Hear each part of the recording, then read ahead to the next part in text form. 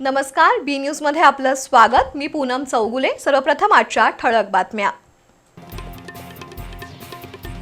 तावडे हॉटेलकडून कोल्हापूरकडे येणारी Tavera car छोट्या पुलावरून शेतवडीत कोसळली।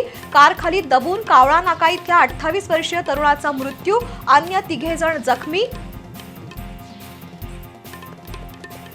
11वी प्रवेशाच्या पहिल्या ऑनलाईन फेरीत नाव नोंदणी झालेल्या विद्यार्थ्यांकडून प्रत्यक्ष प्रवेश घेण्यासाठी थंडा प्रतिसाद।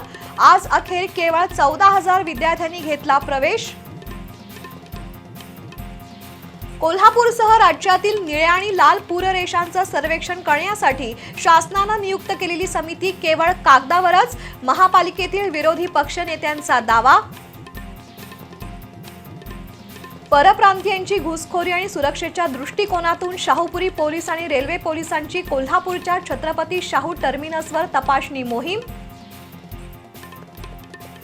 आणि प्लास्टिकच्या बाटल्या आणि कचऱ्यामुळे कागल शहरातील गटारी तुंबल्या, नागरिकांनी शिस्त पालन करण्याची गरज।